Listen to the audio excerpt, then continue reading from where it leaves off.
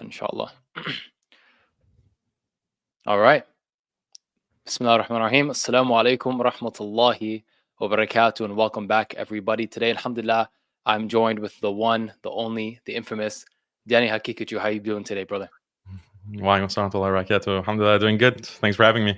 Pleasure's all mine. So, in case you guys aren't familiar, Brother Daniel is running the channel, The Muslim Skeptic, as well as the MuslimSkeptic.com and Alasna Institute. So please, inshallah, check it out. Support the brother. He's doing great work. May Allah subhanahu wa ta'ala bless him and allow him to keep going. Allahumma ameen.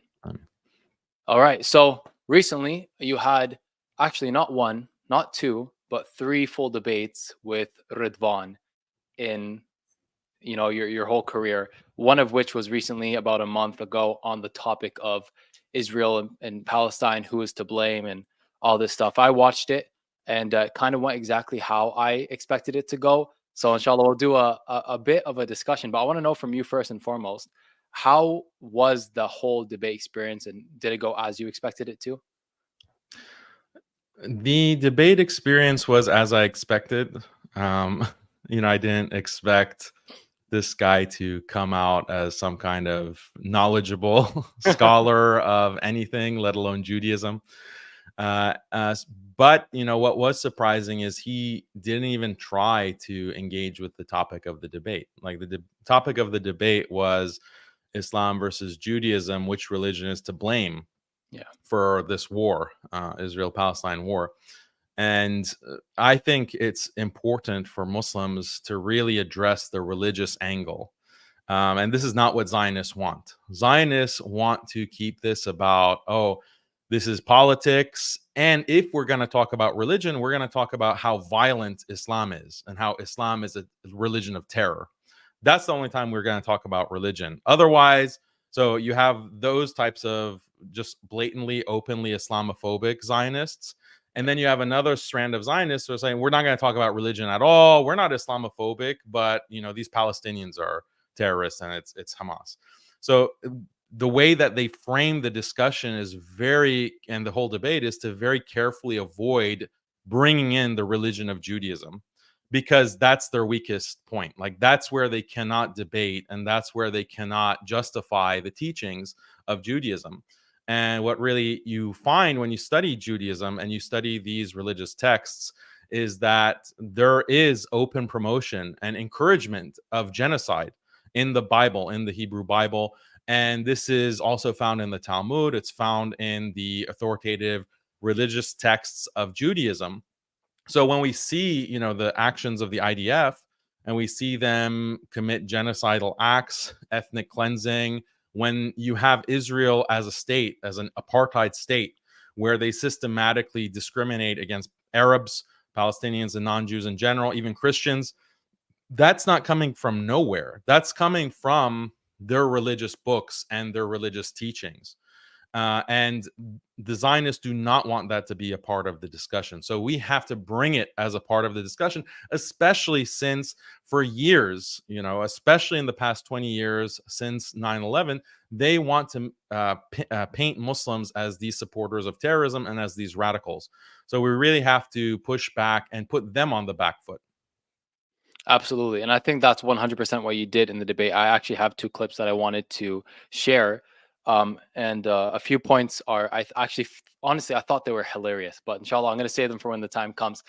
For just now, I want to talk about, it's really funny that they want to frame Muslims as terrorists because there's actually an abundance of evidence. But even if you look at like the American government library database, they have an entry. And just in the abstract section, you can read, they leave 3 points about what they call Jewish Zionist terrorist organizations. They name them as well. These same organizations, by the way, went on to become the government, the right-wing government party, Likud, the IDF, the IOF, like quite literally. It's like Hamas if they rebranded and called themselves the Palestinian Defense Force and then did the same exact stuff. Irgun, right?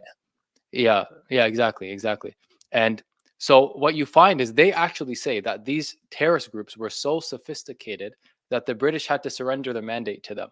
So Israel was actually built upon sophisticated terrorism, and which is well documented what they did. And now we're bringing a religious text to it, a religious connotation, which is very important for the same people like Ridwan who love to shout to their freaking to the heavens and the earth that Muslims are doing this because look at this hadith and a completely ambiguous hadith. So let's see what he says in the debate over here. Just want to make sure you guys can hear it. Is all yours. So I want to just clarify with Ridwan. Do you condemn these teachings of Judaism? Do you condemn them? Like, are we on the same page? You condemn those teachings of the Torah? You just finished your rebuttal. It would be probably nice. It's open dialogue. We can both of us can talk. Do you condemn? I know. Do you condemn those teachings? Do you condemn those teachings? It's a simple question. It's a simple question. Do you condemn what the Talmud says about non-Jews? Do you condemn the raping of 3-year-olds? Yes or no? It doesn't say rape 3-year-olds. Yes, it does. You want me to read the Mishnah Torah again? This is not a cross-examination section.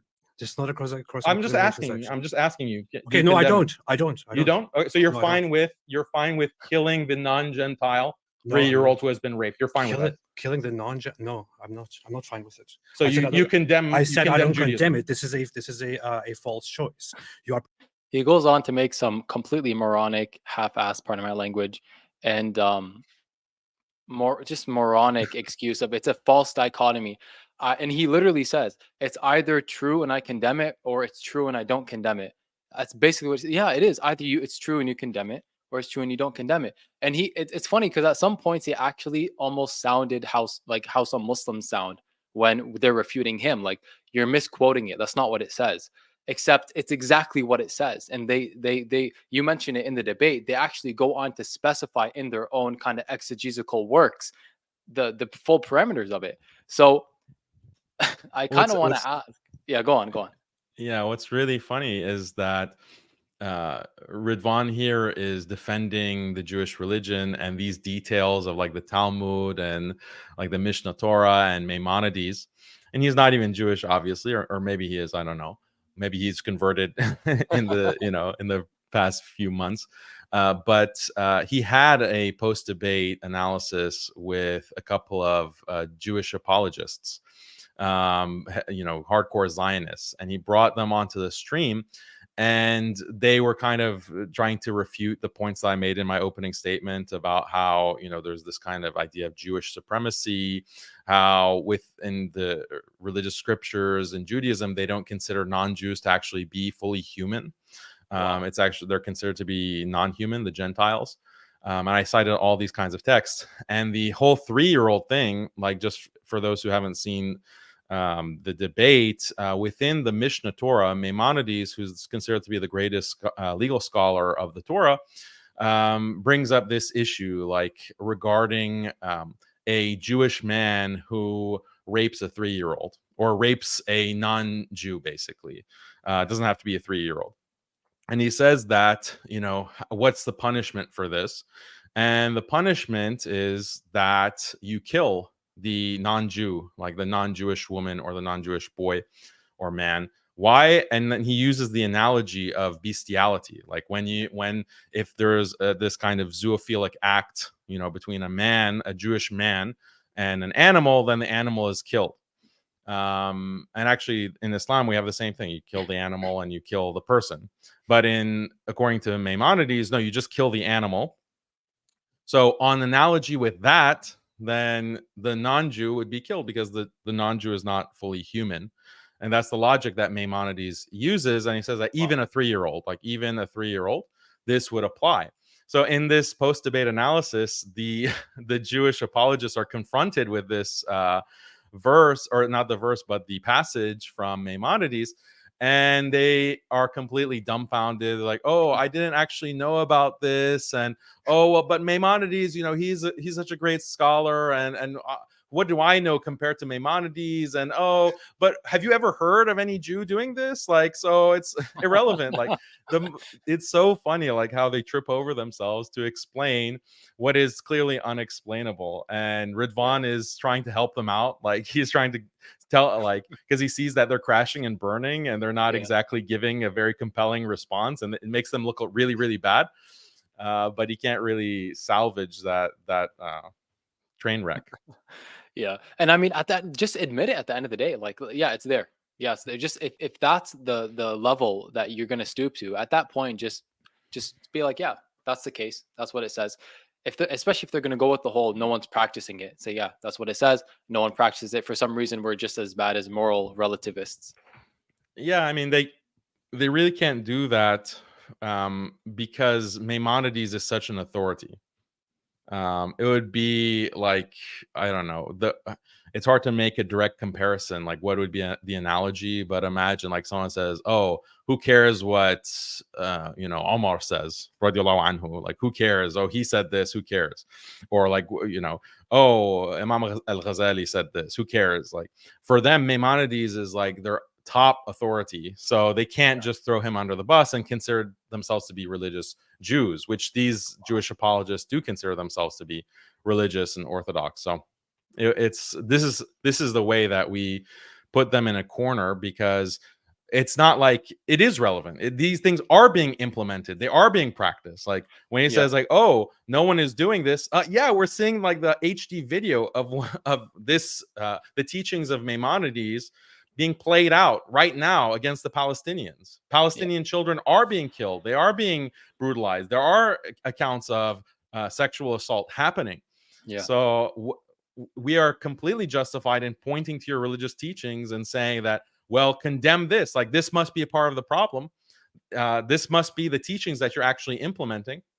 Yeah, that's a very good point. And on top of that, especially when their own political leaders, like, for example, not just Netanyahu quoting Amalek and all that stuff, but the head rabbi of the military specifically said it's okay for the Israeli Zionist soldiers to rape Palestinian women to boost morale. I don't know what kind of morale boost that is, but I mean, it's pretty satanic. So, and there's actually another point that you mentioned. That's coming straight from Maimonides as well. Sorry, that's coming straight from Maimonides as well. Really? Like Maimonides is in the 12th century, 11th, 12th century. So it's these senior rabbis, they're just unapologetic, like in their own circles, and when they're teaching their students, when they're teaching the IDF, they'll just say it like it is because that's their tradition. Like just like Muslims care about what previous scholars said, like they do have a religious tradition. They care what these books say. They study these books in depth in their yeshivas. So the rabbis do teach these kinds of things that are found in the books. So why should we not bring that up? The thing is that they're also taught to hide it. They're also taught, like, we don't discuss these issues in front of Gentiles.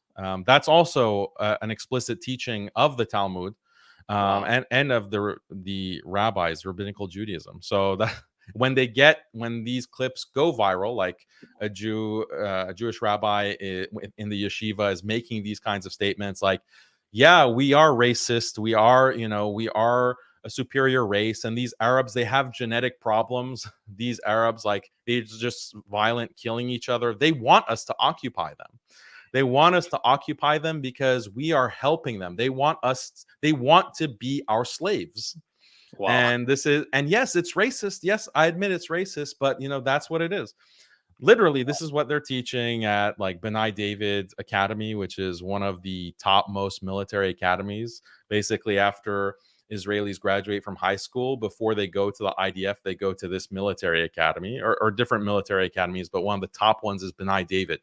And Netanyahu is often like giving speeches there at that military academy. And then you have rabbis, one of the rabbis was teaching this, and a clip went viral. It was covered in the Times of Israel, and it made international news because these are the kinds of things that the IDF is learning before they go, into Gaza, before they go to the West Bank, and they start shooting up innocent Palestinian children, women, and non-combatants. Wow. Astaghfirullah. And that's absolutely atrocious. And it's funny. I mean, correct me if I'm wrong, but it almost seems like Radvan and these people who hate Islam, their understanding of Islam, their biggest fear of Islam really just is this understanding of Judaism. Like, you have basically what they think taqiyya is, which is you just lie about it, or you don't talk about it, you suppress it. So we know we're crazy, but we hide it. And then all these things about raping and murdering and we're superior and they kill the infidels and all this stuff. If they really hate these things in principle, why don't they go after Judaism in the same exact way? Yeah, it's just really unexplainable. And then you have Christians too, like these Zionist Christians, who will come out and defend the Talmud. And do you know what the Talmud says about Jesus? Do you know what the Talmud says about the mother of Jesus? peace be upon them. It's shocking, like the amount of hatred that you find within the Talmud for Isa alayhi salam, and they depict him as being in the hellfire, or being in Jahannam, basically boiling in a vat of feces. This is what they claim about Jesus. They claim that Jesus is an illegitimate child, that his mother basically is a harlot who had relations with a Roman soldier and had Jesus alayhi salam. So this is their understanding. It's in the Talmud, and more than that actually, but those are some of the more shocking things. But then when I posted about this, like these details of the Talmud and Jesus in the Talmud, I got attacked by these Zionists and some of these Christians, saying that oh, you're misrepresenting Judaism, and oh, their first strategy is denialism, like, oh, this is not in the Talmud. And then I say, oh, really? And one of these apologists even made a whole video like, oh, Daniel Hayraju is lying about the Talmud. There's nothing in the Talmud about Jesus. And then I challenge this guy to debate. I'm like, look, I'll debate you on Jesus in the Talmud, and let's see who's right, me or you. And there's academic works written about this by Jews, actually. The most well-known is by Peter Schaefer, Jesus in the Talmud. And it's published by Princeton University. Wow. And he's a Princeton University professor. And it's a very interesting book, but he goes into detail about basically everywhere that Jesus is mentioned in the Talmud. And it's fascinating because you see this kind of hatred for Christianity that's coming from these rabbis. And then you have like Christians today, these Judeo-Christians, maybe we can call them, that are defending the Talmud and are siding with Israel against Muslims who love Jesus, Muslims who respect and love Jesus so much, and his mother, and understand that his mother was a virgin, and blessed Virgin Mary. So this is something that's so shocking about Christians. Like, their hatred of Muslims is so much that they'll even throw their own, their own religion under the bus. Yeah, absolutely. And it's so sad. I don't know if it's just this, like, specifically the evangelists, because I believe they believe that Israel's creation and demise, or Israel's creation and the war and all that stuff, is just kind of playing into the end times, and that this stuff needs to happen for the rapture and for Jesus' second coming.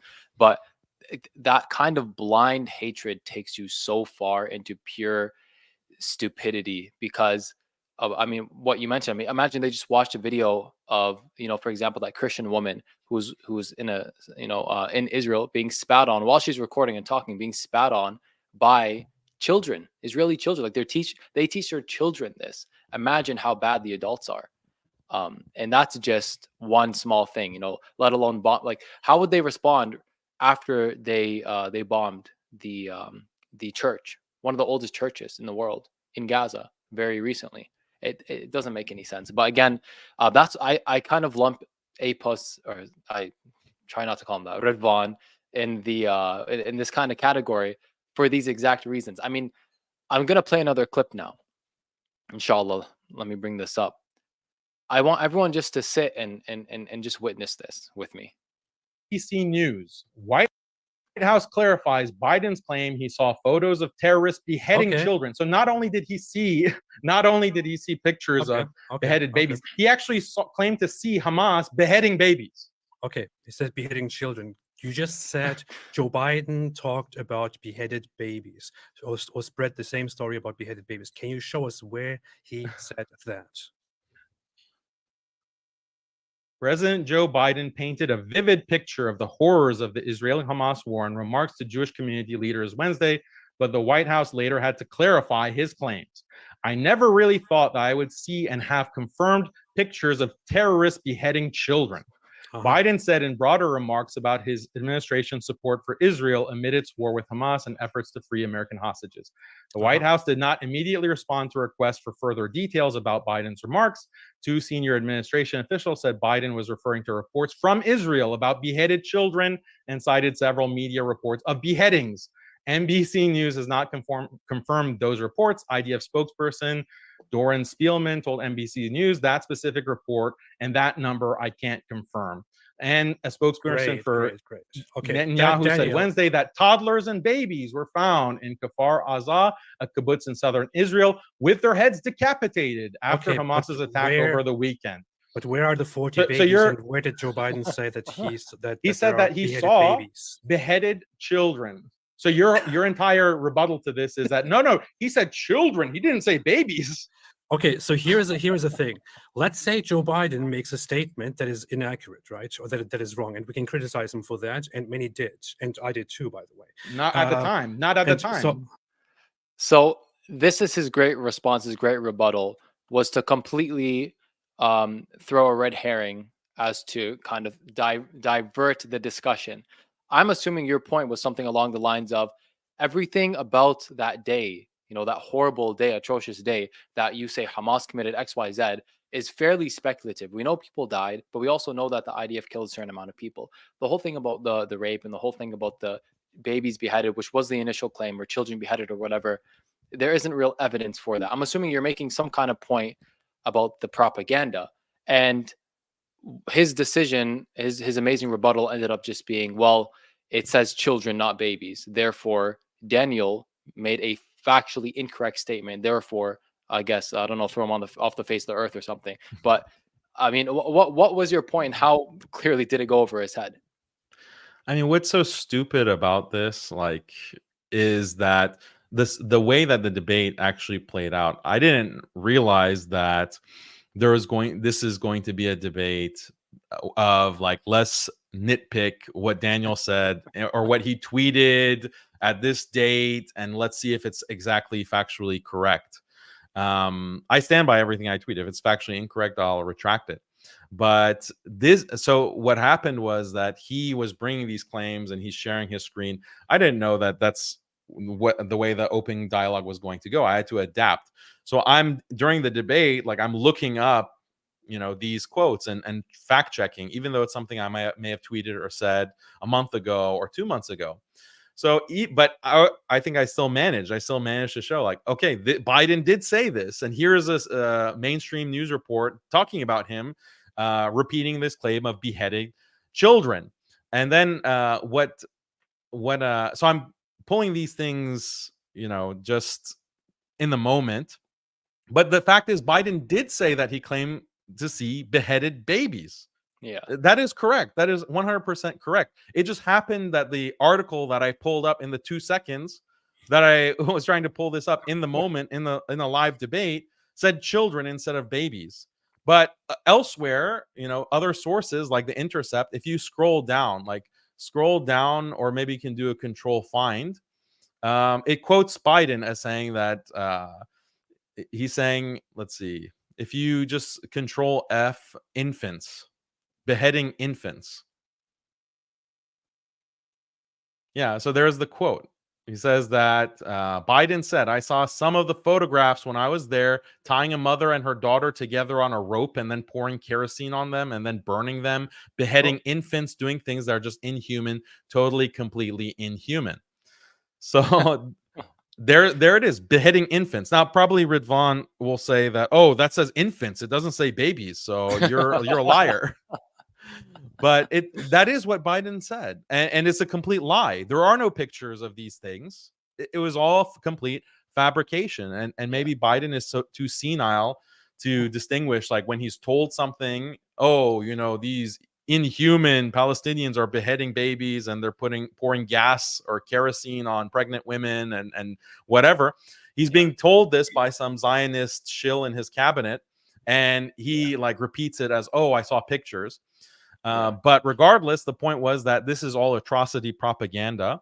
All of these claims that the Zionists continue to push in order to make the Palestinians look as inhuman as possible, in order to then justify the kinds of atrocities that the IDF and the Zionists are committing against Palestinians.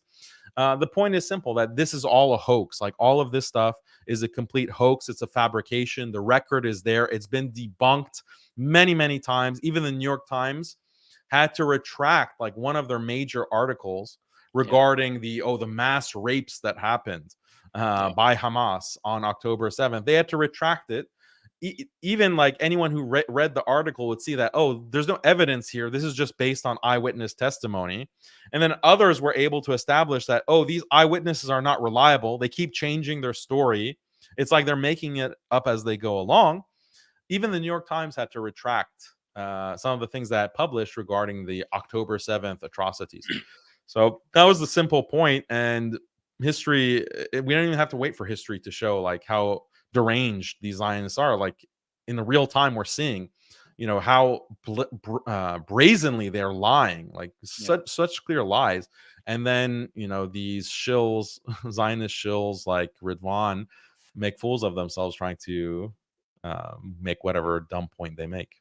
Absolutely. And I showed those two clips mainly to prove the point that it's not really worth investigating. It's not really worth doing a full response. I'm going to be honest. I forgot at like maybe 5-10 minutes into the open dialogue that what the debate topic was. So when you just mentioned, the debate was actually which religion causes, I was like, is he right about that? And I read the title. I'm like, yeah, he is. So it's crazy how he just kept pulling up these like random, unimportant things, making such stupid points. But I want to point out the fact in regards to Joe Biden, I don't think people understand how big it is that the president of the United States effectively lied to that extent. Because, and this is something I think Zionists kind of have to empathize with, because one of their big things is anti-Semitism. I understand that any kind of prejudice against any race or group could lead to the destruction of them in whole or in part. I get that. I can empathize with that because it's been happening to Muslims for the last 2 decades. Why is it that 30 to 40,000 Palestinians can be killed in the span of only 4 months? And, no one's actually physically intervening and stopping it. Whereas when there just were a threat of weapons of mass destruction in Iraq, America was like, hey, boom, let's go over there, killed 1 million Iraqis, and there were no weapons of mass destruction. And back then, they were still saying things about, babies in incubators are being killed and all these, as you said, atrocity propaganda to almost make it okay that these horrible Arabs, these horrible Muslims just drop dead as if it's like a rodent or a disease dying off. And I think it's really funny that people will let these things slide. It shouldn't be okay. Like he should, I don't want to say impeach, but he should really be tested to see if he's mentally fit to be the leader of one of the most powerful country in the world, especially when he, without Congress's approval, sent a bombing campaign over to Yemen and bombed them without anyone discussing it, without anyone's approval.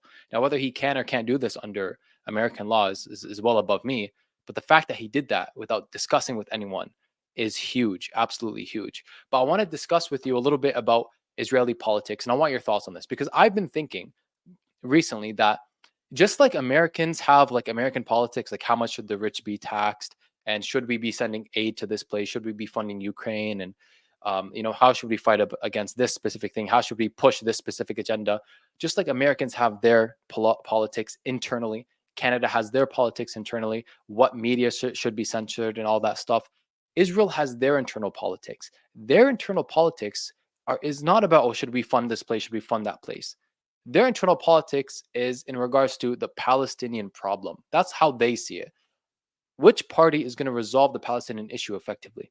Are you going to have some kind of party that wants to establish a Palestinian state? Or are you going to have like the right-wing party that wants to completely push Palestinians out of the land and seize control and create more illegal settlements and all of that stuff so that in 30, 40 years, people forget about it and it's just the reality of it?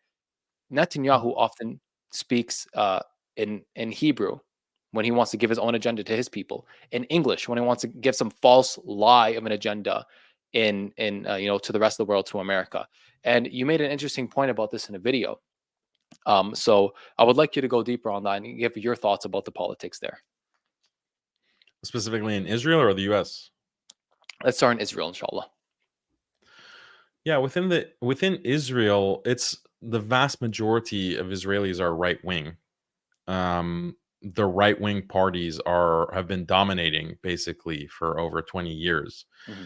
And their position is basically we need to expel Arabs. Like I think there was one poll that was conducted and published. The results were published in the Times of Israel that 50% of Israeli Jews want to expel all Arabs from Israel.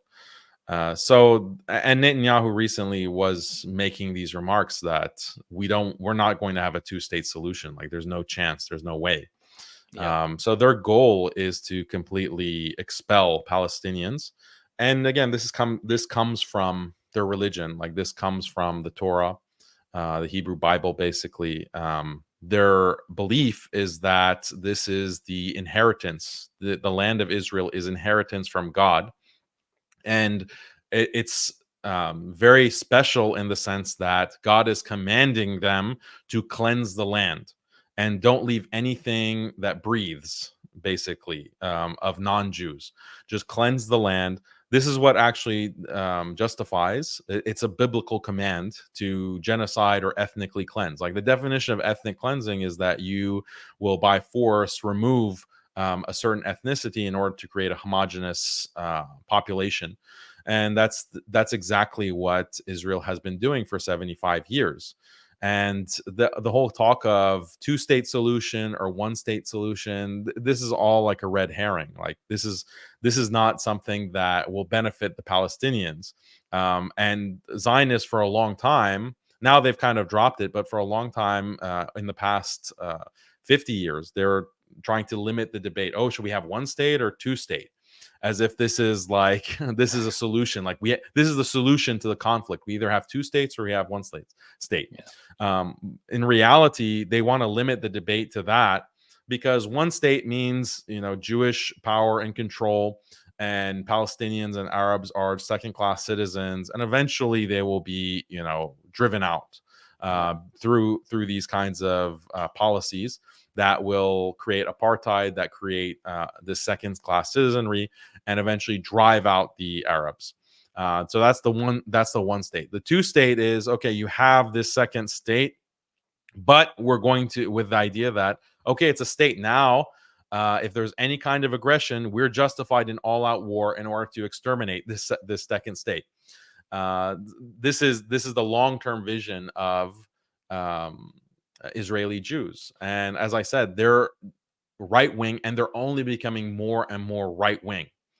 To give you a sense of how right-wing they are, like the National Ministry, the National Minister of Security, Ben-Gvir, he is so extreme. Like, he's part of maybe the religious right-wing party. It's even more right-wing than Likud, than Netanyahu's party. He had a picture or a portrait of Baruch Goldstein in his living room, and he considers Baruch Goldstein a hero. Who's Baruch Goldstein?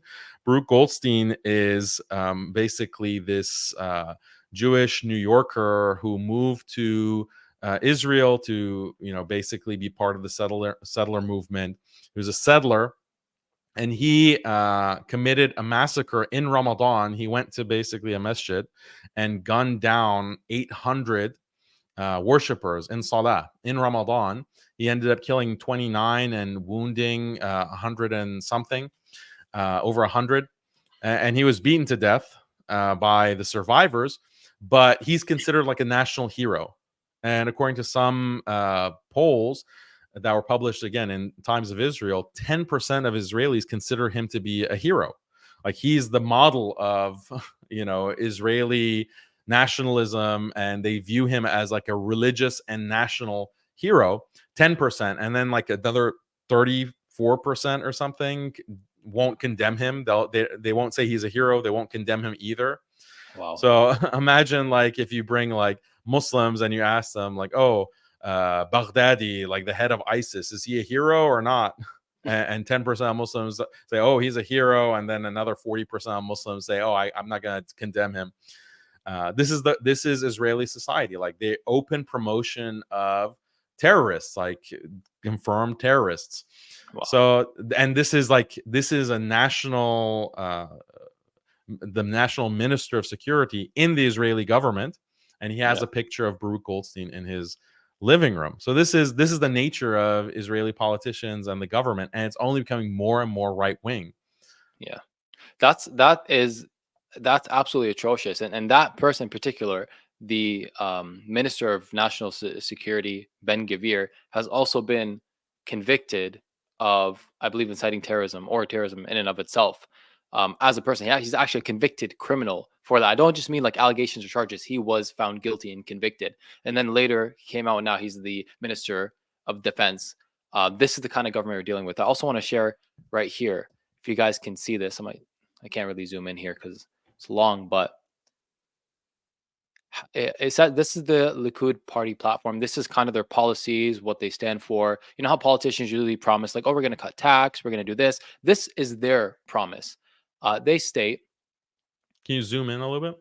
I'm going to, yeah, I'll try and zoom in and then swipe with it. However, foreign affairs and defense and matters which require coordination will remain the responsibility of the state of Israel. The government will oppose the establishment of an independent Palestinian state. This is the current Israeli government and what they basically promised their people to get elected. We will oppose the Palestinian state. What does that show about if they want a Palestinian state or not? So all this talk about, oh no, they offered this, they had this two-state solution that was rejected.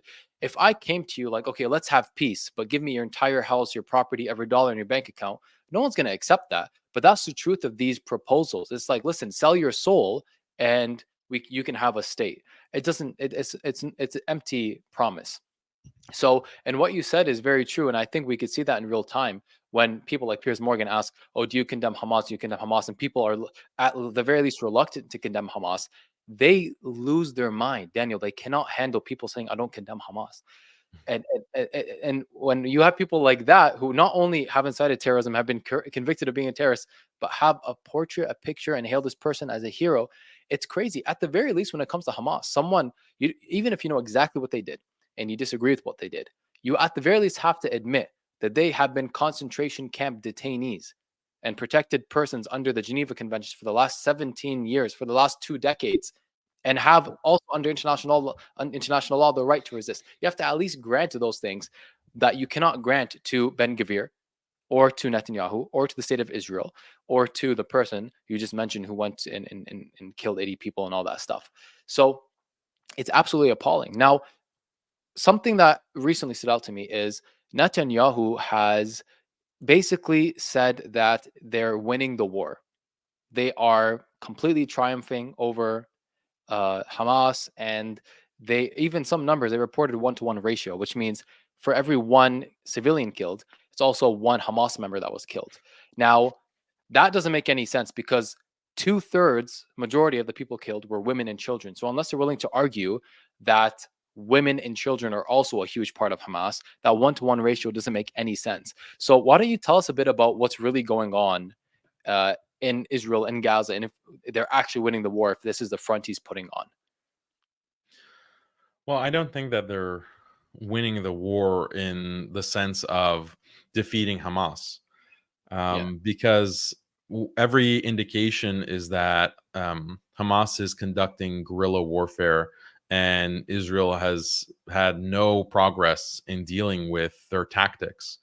You see all kinds of innovative tactics that Hamas is using that Israel is having a lot of trouble with trying to contain. So what they want to do is to give this impression that, well, we're winning the war because look at these Palestinian neighborhoods, like they're completely obliterated. Like that's also that's the mentality of these Zionists. Like it's a very sick mentality. Like if you, maybe you're not old enough, but when there was this 2003 invasion of Iraq, there was a shock and awe campaign to launch that invasion of Iraq by the U.S. in order to take out Saddam Hussein on false pretenses. And this was also a Zionist plot, basically, to take out one of their opponents in the Middle East. The Americans, like, they wouldn't even think about like publishing video and images of the destruction because they know that that's going to turn public opinion. That people don't want to think that, oh, our government is leveling neighborhoods, our government is like destroying entire cities, entire villages. Like that's going to turn any normal human being against the war. But Zionists, for some reason, like they have zero self-awareness. They think like this is, oh, we're proudly showing these images of complete devastation, and then you have IDF soldiers like publishing these TikTok videos. Like, how does the IDF not have a policy of like, do not publish the videos of you dancing on people's graves, basically? Yeah. So it's just some kind of psychological problem that they have, like, because how is someone so sick, like, and even if you are like such a sick and evil person, like, how do you not have the self-awareness to know that, oh, this is ultimately against my interest, because I'm going to turn people against me. Yeah. I'm going to basically show what an evil, sick person I am by reveling in the death and destruction of people. So this is they're publishing these images to give the impression like they're in complete control, but I think all the numbers are fake. I think all the numbers coming from the foreign ministry of Israel are fake. Like the one-to-one, like I don't even think they care about plausibility at this point. Like, as you pointed out, it makes absolutely no sense. Like, you don't even have to be a military analyst to know that it makes no sense. And yeah, the indications, I did publish a video that the objectives that Israel had, which were to save the hostages and to defeat Hamas, they haven't really made any progress, unless you consider like killing hostages as progress. They've killed a lot of their own hostages. But the real goal that they have is to evacuate Gaza and basically make it ready for their own settlements. But inshallah, that's not going to happen as long as Hamas is conducting this guerrilla war. You're using guerrilla warfare, and this is the case this has happened in Afghanistan. It happened in Iraq. Like the modern warfare is not capable, especially a lot of this expensive technology that's being used. It's ultimately a war of attrition, basically, because you're spending billions of dollars on expensive equipment, and they're using very cheap equipment to frustrate you and to paralyze your advancement or penetration into certain territories. So I don't think that they're winning. 100%. I've heard, I haven't confirmed these numbers or anything, but I heard that there have been like hundreds of Israeli tanks blown up by Hamas. I've seen videos of Hamas, but they're all over Twitter. They publish them, Yeah, they run up, they like put a grenade either somewhere in the tank or on the tank and run away, and then it blows up. And I really think they're taking a huge hit. I think and let me just say, I thought the whole thing about the IDF wearing diapers was a joke. I just found out last week it's real. They actually wear diapers in the tanks because they're scared to leave the tanks because everyone is completely untrained. And that's another good point. You mentioned that these people, they're crazy enough to do these things and to post these things. They lack the self-awareness to the extent where they would post them publicly. I think the worst part about it is they're not just soldiers. Like Israel has a civilian army, which means any trend psychologically or belief that you find within the army is that of the civilian mindset as well, because they are the same thing. They're identical because they have a civilian army, which I think is the worst part. But my question, and this is going to be a big question, right? So maybe you don't have the answer to it because I think it's a really tough one. But at this point, what do we do? It's abundantly clear. I think majority of the people, I'm not even understating this, I think, or overstating it, pardon me. I think majority of the people on the face of the earth, Daniel, are with the Palestinians. They know the problem and they know what the solution should be. No one can really enforce it. So at this point, what do we do? Everybody knows, but nothing's happening. Nothing's changing. In Israel, actually, they made it worse. They've done worse. All of Gaza in the north, completely demolished. They're starting to bring in, I believe, equipment to start moving the rubble so they can make room for more Israeli settlements, which they had Israeli settlements in Gaza over 2 decades ago. They removed it to make it a concentration camp. They currently have illegal settlements in the West Bank, while the Palestinian Authority there is currently working with the Israeli government. We know exactly what they're going to do. Even an Israeli company already proposed the idea of putting beach houses on Gaza while there's still rubble there and dead bodies. So what do we do at this point to get this to really end? Yeah, I wish I had the answer to that question. The end game, I think, is going to take time. Basically, the fate of Israel is tied to the fate of the United States. I don't think that U.S. politics is going to change overnight in terms of the influence of Zionists and the Israeli lobby being able to direct so much U.S. foreign aid to the coffers of the Zionists and the Zionist war machine. So, but the good news, I think, the positive forecast is that the U.S. is on a swift decline. The U.S. is on a swift decline, and there will be a point where they can't really fund Israel. And at that point, I think there'll be a lot more willingness from Muslim countries to be belligerent, actually, to Israel. So that's a long-term forecast. Obviously, it's frustrating. Like, people don't want to wait; they want a solution now. But the thing is that what we have to realize as Muslims is it's not always about short-term solutions. Like, if there is a short-term solution and I knew what it was, I'll tell you. I'll tell you, and let's get at it. But realize that what the Zionists have done has been a long-term strategy. Like, we're at this state now because the Zionists have been implementing a long-term strategy over decades. And I'll give you some concrete examples. Within 1980, one of the Israeli geopolitical analysts published what's called the Yinon Plan. And the Yinon Plan is basically how to weaken our enemies as Israel. Like, we have these regional enemies, hostile countries, countries like Iraq, countries like Iran, Libya, Syria, even Lebanon with Hezbollah. We have all of these hostile parties. How do we win in the long term? And the plan is that we have to create as much internal conflict as possible. We have to create as much internal fighting, and we need to exacerbate sectarianism, basically. We have to make sure that the Shia and the Sunni are in constant war. And if we see that one side is getting too strong, like let's say the Sunni side is getting too strong, then we're going to fund the Shia. If we see the Shia getting too strong, then we're gonna fund the Sunnis. If we see they're both like equally strong, that's great. We want to fund both sides at the same time so that they will escalate and ultimately destroy each other. Because as long as they're fighting each other, we're going to be safe. They're not going to have time for us. They're going to destroy each other. We don't have to worry about it. That is the Yinon Plan, and that's exactly what has been happening in the Middle East for the past 40 years. Another long-term strategy that they've had is to buy out and control every single Muslim state and have that kind of influence at the highest levels of all of these Muslim states. Now, that can be done through the carrot or the stick. Carrot meaning you give them bribes, you give them incentives, you buy them out. You say that, look, it's not in the interest of Muslims, it's not in the interest of Arabs, it's not in the interest of your people, your country to side with Israel, but here's $1 billion.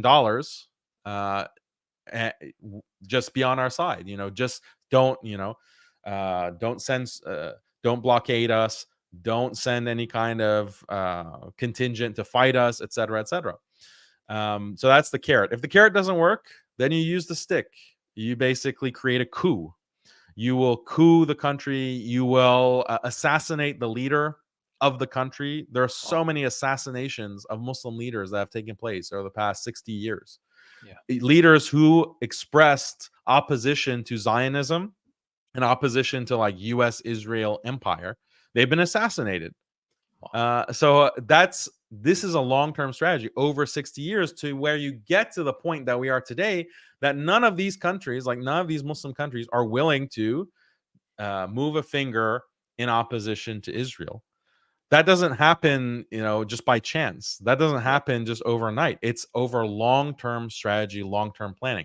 Where's our long-term strategy? Where's our long-term planning? What are we building towards to change our condition? Like, we can't just be reactionary. Like, what was the conversation about Palestine before October 7th? Unfortunately, you had many people who are quiet about it. Like, look at the Abraham Accords. Like, Abraham Accords are from 2020.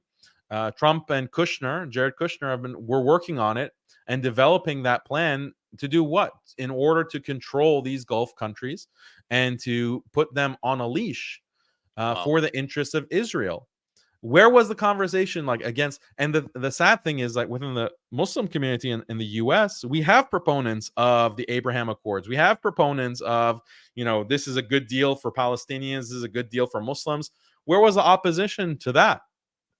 So Muslims need to be planning. We have to be strategic. We have to look at the long term, and that means not being reactionary. So I wish I could have a clear solution short term, but inshallah, we'll see how everything is in Allah's hands. Everything is in Allah's hands. We have to do our part. And as cliche as it might sound, I was reading something today from one of the major shuyukh of our time, Sheikh Abdul Aziz Toraifi. So he's in prison. May Allah release him. But he had this great statement. He was saying that the difference in the differential of power between the Sahaba and the Kuffar, basically the Persians, for example, or the Romans, the differential in power was much, much greater than the differential in power between us as Muslims today and the greatest powers, the strongest powers, non-Muslims powers of today. Yeah. They had much more odds stacked against them, but they were able to achieve victory in such a short amount of time, like within a generation or two. So that, and what is the secret? What is the key that they had? They had iman. They had iman. They had this izzah for deen, for Islam. And that's what distinguished them. Whereas when we look at the many in the ummah today, not all, but a lot of Muslims today, they have this embarrassment about Islam. They have this lack of pride in the deen. They want to change. They want to just imitate others, non-Muslims, instead of sticking closely to the deen. And that this is the big problem that we have to solve, and that's part of the long-term solution, inshallah. Yeah, that you see that actually that's a very good point. And I think obviously iman comes first, and from iman comes a sense of unity and a sense of obligation, and I think the rest kind of follows. Now, I was thinking about this recently, so I mean this is my own personal question here, so I apologize for the viewers for going a little bit off topic, but Muslims. And even me personally, I'll be honest, for a while, I was focused on trying to show that Muslims they're not really different from non-Muslims. But I realized there's a big issue with that. Because if we're no different than the non-Muslims, then why not take the non-Muslim way of life as opposed to ours? The truth of the matter is, some of these people are right. We are very different than the non-Muslims, at the very least in our way of life and our belief. That's not bad. That's a matter of which one is better. If you as a Muslim don't wholeheartedly, solemnly believe that Islam is not just better, not just the only way, but so far superior, it's funny, it's laughable when someone tries to oppose it, then you really have to question how much you believe in Islam. You really have to question that genuinely. And the more you're trying to assimilate with the non-Muslims, like, oh, I'm just like you, I bleed the same, I eat the same. Well, not exactly eat the same, but you know what I'm saying. Even that kind of refutes the point. But, we bleed the same blood. Yeah, that's true, physiologically speaking. But physiology is not something that's given to you at birth. Like, whatever. Allah subhanahu wa ta'ala has revealed a perfect way of life for you. This is something that when the Muslims implemented, they had prosperity, the golden age of Islam, within 1 century of Islam being implemented. Great feats. And they, by the way, impacted the rest of the world amazingly, because their advancements in the different domains of life, like philosophy and the legal systems and science and math and all that stuff, it benefited the rest of the world. Why wouldn't you want to adopt this way of life above any other way? I think as soon as Muslims can start to do that, we'll at least be on an uptrend. But what do you think about that? Am I being a bit, I don't want to say extreme, but a bit too far? No, I think you're exactly correct. And that's been basically my whole philosophy of dawah, like my whole approach to dawah. Whether it's been through debates or if on Muslim Skeptic, we have the Genius of Islam series. My whole approach to dawah has been that Islam is a superior way of life. It's a superior understanding of the world and how to navigate this dunya, this world. And it's something that people can recognize if we do our part in explaining it, with compassion, with mercy, with wisdom. We can explain, and there's no reason for us to be apologetic about those aspects of Islam that are considered weird or considered to be incompatible with a modern way of life. Of course, Islam is incompatible with a modern way of life because this modern way of life is a disaster. It has led to so much human suffering. It has led to so much of humanity wasting away. So our strategy has to be to point out those problems, which are so apparent and so clear. So many non-Muslims know that we live in a clown world, and that's created by modernity, and they might not know all the details. They don't know how it happens, but we have a solution. Allah has given humanity a solution in Islam. So we have to make this clear and point this out, that Islam is the solution. It makes it very easy for us to make that kind of argument. And that's why I bring in all the debates. Like if I'm going to be arguing with a Christian or a atheist or even a Jew about, well, Islam teaches war, like jihad. Islam teaches conquests. Islam teaches patriarchy. This is bad, Well, why is it bad? Like on what basis? Okay, you're coming from a liberal mindset. Well, liberalism, this idea of secularism and liberalism and equality, etc., has these problems X, Y, and Z, and it's leading to all of these societal problems. It's leading to the breakdown of family. It's leading to the breakdown of society.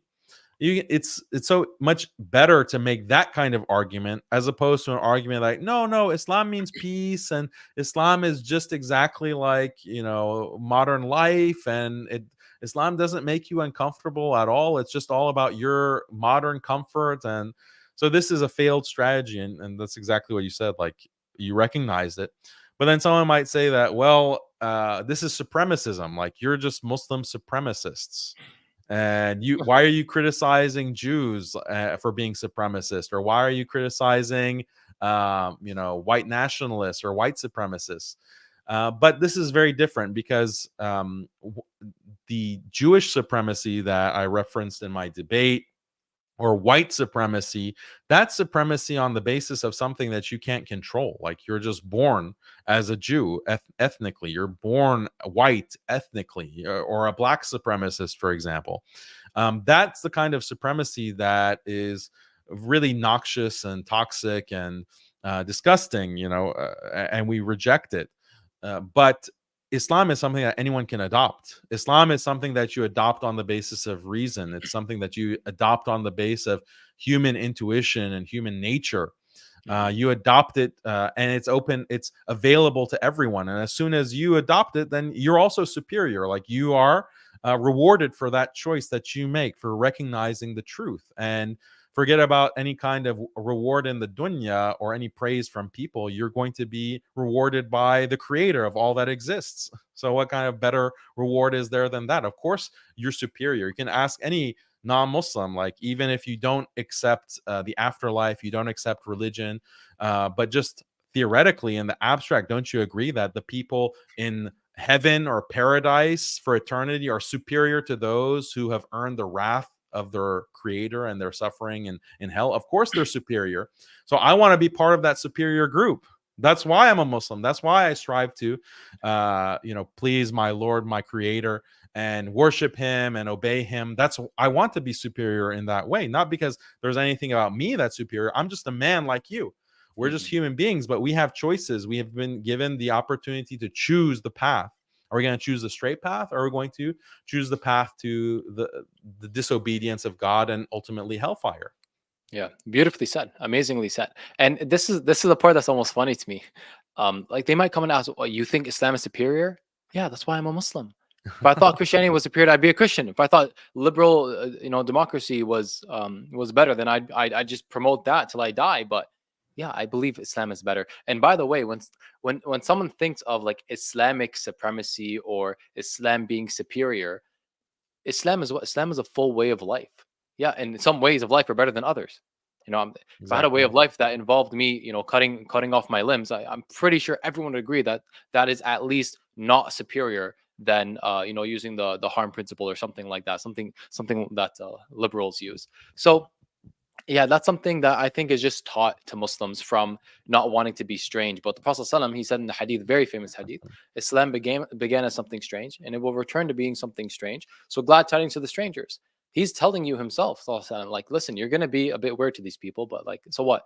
If you knew for a fact, let's say absolutely as a fact, and you should as a Muslim, that Islam, yeah, it's weird, but it's better. Anything is weird, but it's better. You drink a certain drink as opposed to like Coke or Pepsi, or you eat a certain food as opposed to McDonald's, which, you know, screw them anyways for being Zionists. But you know, you would eat what's better, drink what's better. Islam is just saying eat what's better, drink what's better, live what's better, believe what's true.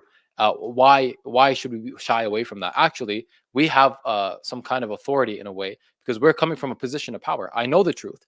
Not only do I know the truth, but I know what's best for me and for you and for everyone. So I want you to also join me in accepting the truth. And if we are judged not just for our actions, but for our belief, then acceptance of something, I think you said the same thing in the debate, by the way, that accepting Islam as true is an action in and of itself. And if people are better or worse based on actions, you know, I'm sure Hitler was not as good as, definitely wasn't as good as someone like Jesus, you know, then you should be able to say that, well, someone who does the action of accepting Islam is better than the person who does the action of rejecting it. By definition of, you know, well, it's true, accepting truth is good, whatever argument a person would want to make. Right. Yeah, I agree. All right, amazing. May Allah bless you. Yeah, that's something that has been kind of like bothering me for the last like day or so. I'm like, I used to say this, I used to believe this. I'm like, I don't want to, because it's something. The problem with the West, by the way, is they jump from extreme to extreme.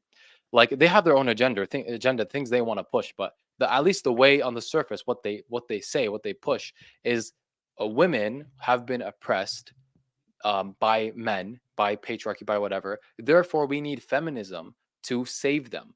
But this was not an Islamic issue. This was a Western issue. So they oppressed their own women, according to them, oppressed their own women, then realized, damn, we messed up. Let's create feminism.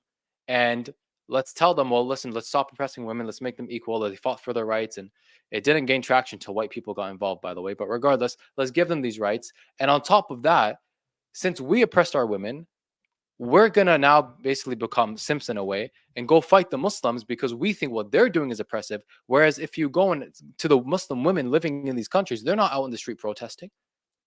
They're not out in the street trying to rip off burning themselves like people in the Congo to raise awareness for what's happening. You oppressed your women. You bashed, LGBTQ people back in the day. Not us. We're not going on these. We don't have these political campaigns against them.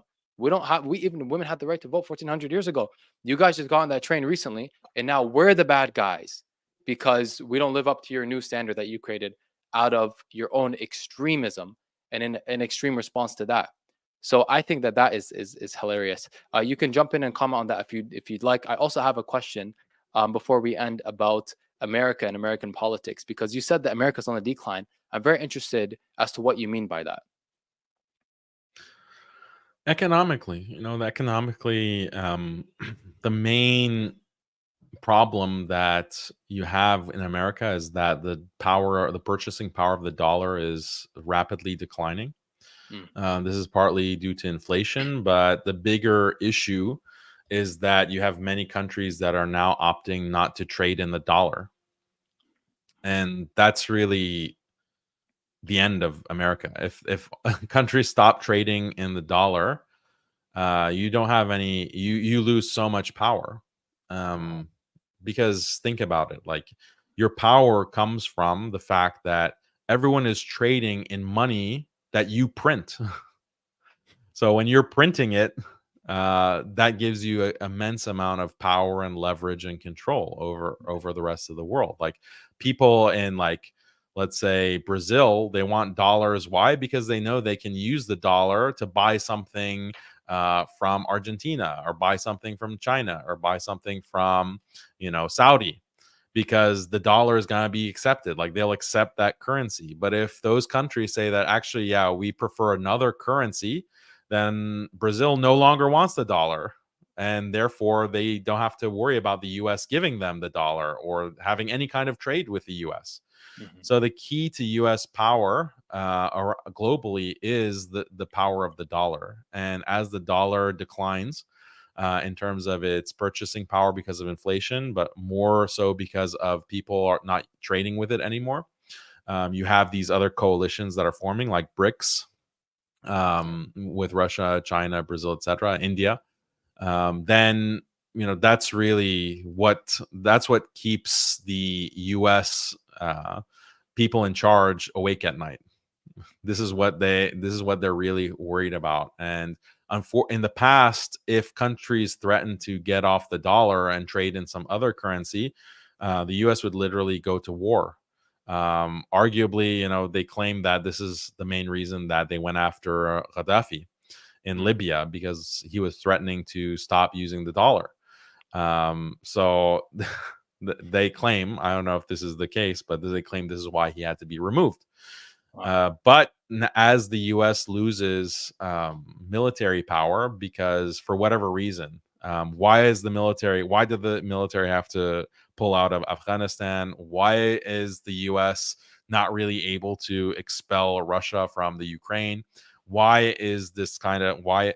I think that there's just decay throughout American bureaucracies. And there was a really interesting article that I read recently about the phantom legions, this idea of a phantom legion. And it's basically the idea that any kind of large scale institution reaches a certain point in size where there's just too much corruption and too much of the money is being funneled into people's pockets and not is being misappropriated, basically. While and into overhead, basically, so much of the money is going into overhead rather than to do what you're supposed to do as a corporation or as an institution. So this creates the impression that your company is much stronger than it is, much more doing much better than it actually is. Oh, we have like multi-million dollar budget, but actually you're not really moving the needle because of corruption, misappropriation. This also affects nations. This also affects like armies. It affects the military, apparently. And this is why like the Pentagon and the Department of Defense fails the audits every year. Like they get audited and they fail every year. There's trillions of dollars that they can't account for. Like it's just misappropriated money in the billions and trillions. Wow. And it's due to corruption. So I think that's what's causing the military might. Like we see this, the US military budget is more than the next 10 countries combined. Like that's how much ahead the US is. And then people will think that, that means the US is so much more powerful than the rest of the world, when in fact it's like it's a highly inefficient military. It's not as strong because the money is not going to supplies or equipment or to fund soldiers. It's actually going into some guy's pocket, like at a higher level. So these are the kinds of things that destroy empires. Like it's a pattern of superpowers or empires that they reach a peak and then they decline, and it's often because of corruption. It's often because of misappropriation of funds. I think we're seeing that in real time with the United States. Yeah, that's insanely interesting. What was the name of it? Phantom what? Phantom legions. Phantom legions. Yeah, let me link to you the article. It was in Zero Hedge. Yeah, that would be sick. It's crazy, subhanAllah, to think about the fact that like there's a certain amount of very specific people who are contributing to the downfall of their entire nation, like the home of their future generations and their offspring. They're contributing to the downfall of that society, and maybe wars breaking out within it or because of it, just so they can have more money, which they're probably not going to be able to spend in their lifetime to begin with. And their offspring are not going to enjoy that money, that generational wealth, if there's no country to enjoy it in, or if you just get killed and robbed anyways. SubhanAllah. Yeah, exactly. Yeah, but corruption always starts at the top. That's why it's so important for leaders to be honest and to play by the book. Because if the leaders are seen as like skimming from the top and like basically enriching themselves with the funds of the overall institution or organization or state or country, then people on the lower levels will see, well, he's getting rich off of money. He's like putting, skimming off the top. So why can't I? So that kind of corruption just proliferates throughout the organization or throughout society. And unfortunately, we see this in some Muslim countries. We see in some Muslim countries, like, why do we, like, you go to a specific country, I won't name any, but you go to a specific Muslim country and you can't get anything done without bribes. Like, you have to bribe everyone. You have to, like, You can't get anything done, and all of the public services are such trash. Like, unfortunately, it's who do you blame? Well, I blame the people at the top. Like, they see that the leaders are so corrupt within their country. They see these puppet dictators or whoever it may be that are just enriching themselves at the expense of people. So why can't I get my share? I mean, this is a wrong mindset. It's completely un-Islamic. But this is how an entire society can be corrupted because of this kind of attitude. Wow, that's absolutely true, and I think the opposite is definitely true, especially from the son of the Prophet ﷺ. Many ahadith talking about leadership, but one that stands out to me is something along the line. I'm going to paraphrase a bit, but something along the lines of the best leaders amongst you are the ones who you love and the ones who love the one who loves you.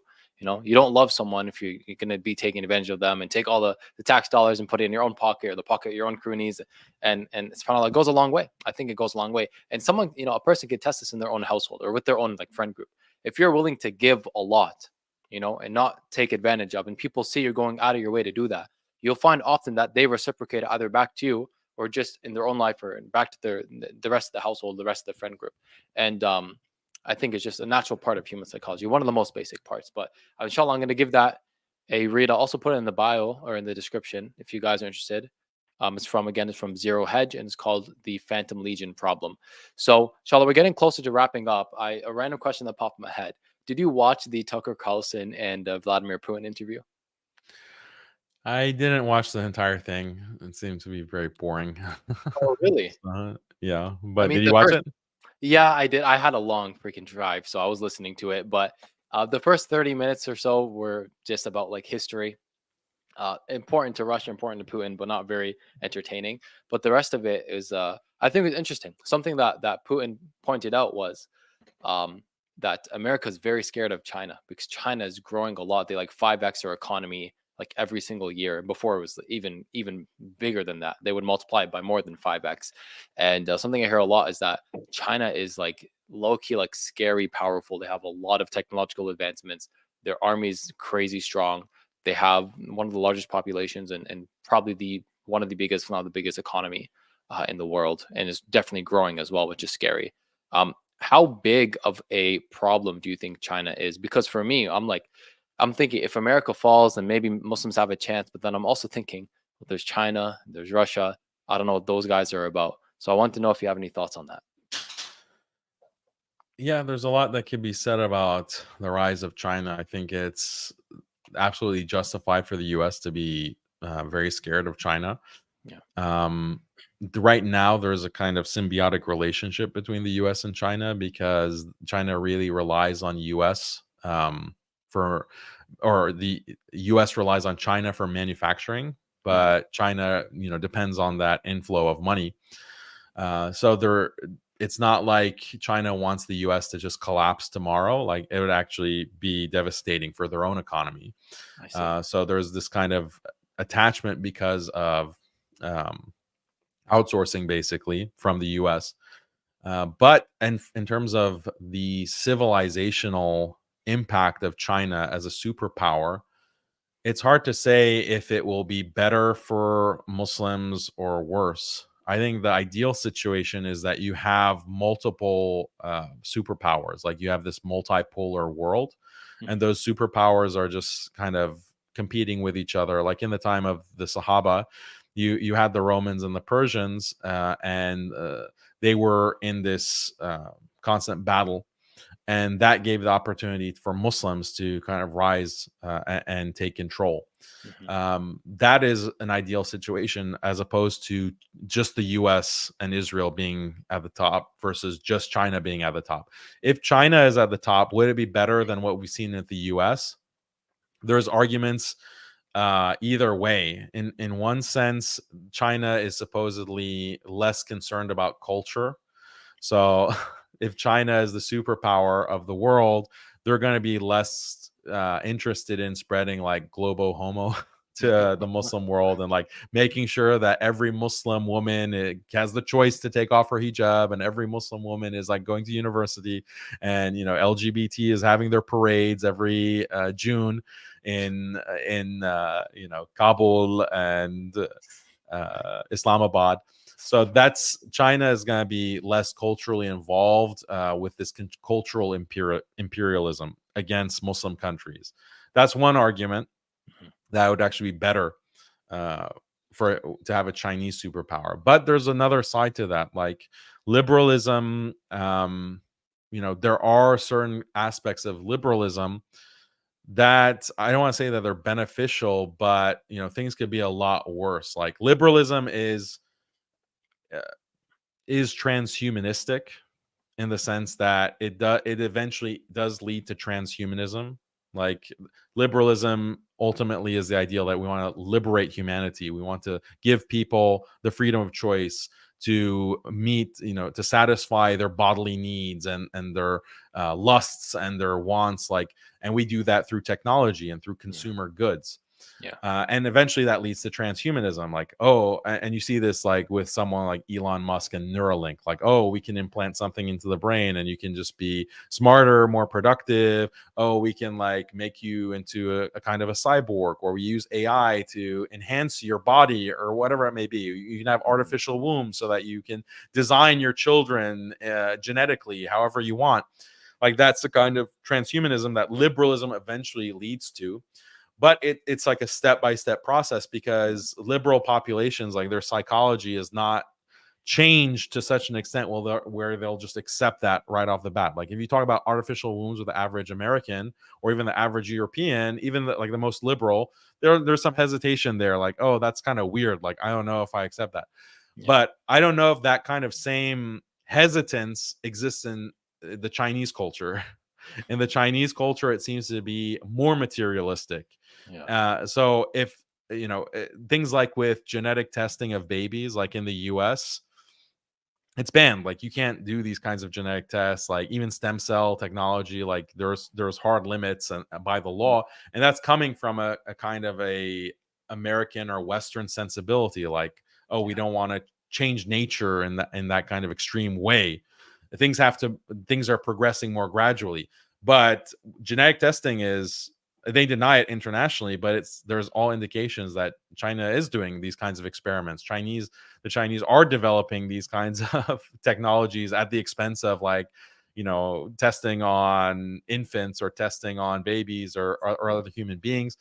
So it could be scary. If that becomes the superpower, what does that mean for the rest of the world?